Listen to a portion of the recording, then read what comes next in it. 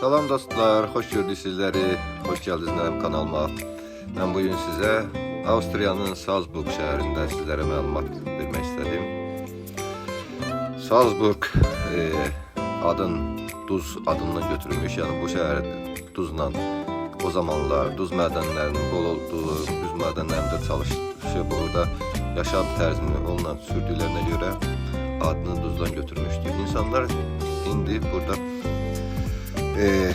hem turisti hem de yollarına hayatlarını sürdürürler.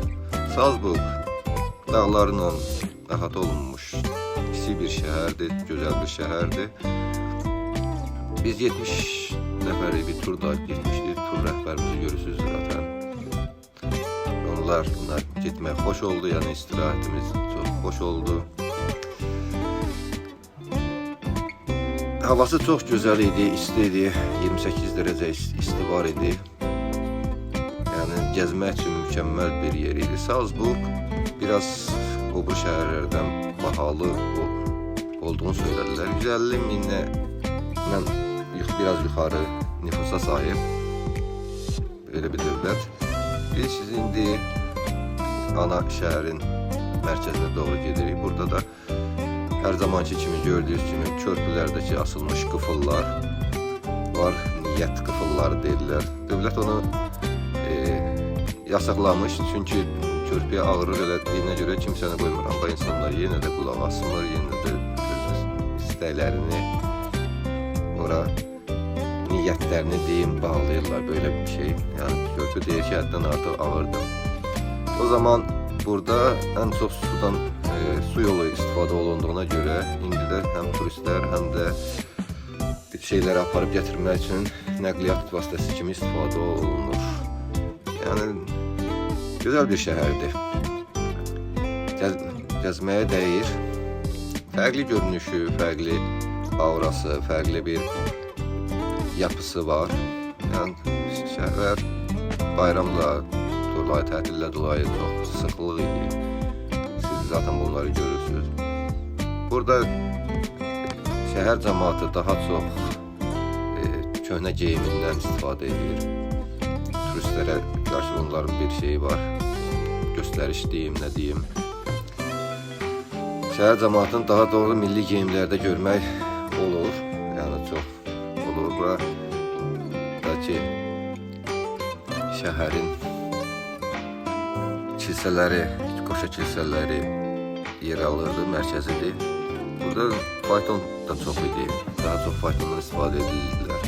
Fayton 25 euro civarında sizləri şəhəri gəzdirə bilir. Burada gəlib taksi kimi belə deyim, istədiyiniz faytonu kiraya götürürsünüz və sizi faytonda gəzdirir. Buradan sonra biz qalaya çıxmağa istədik, qalaya çıxacağız. Qalana da çıxışı həm funikulyor vasitəsilə, həm ayaqla mümkün idi. O da 17 euro karşılığında yukarı çıkabilirsiniz ya da yarım saate ayağına çıkmağa gerekir. Burada buranın şarabı dediklerine göre şarapçılık da yer alır. Yani bunların yaşayış tərzi oradan yani götürürlər, şarabla bağlıdır. Bir de daha çok musiqiyə yer verirlər. Bir çox turistlər zamanında bura musiqi karnavallarına gelirler. Biz buradan çıktık qalaya. Qaladan möhtəşəm bir görünüş var. En azından gəlməyə dəyər, görməyə, yeni yerlerde görməyə dəyir. Bu arada eğer beğendiyseniz mənə dəstək olmanızı xahiş edirəm və mənə abunə olun, paylaşın ki gələcək videolarımı görə bilərsiniz. Sizinle sağollaşıram. Yeni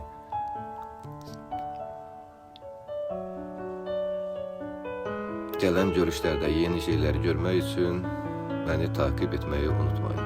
Hələlik görüşənə dək sağ olun. Bu da şehrin qalanın arxa tərəfindən görünən özəl mülkləri idi. Görüşənə dək sağ olun. Beni takip etmeyi unutmayın.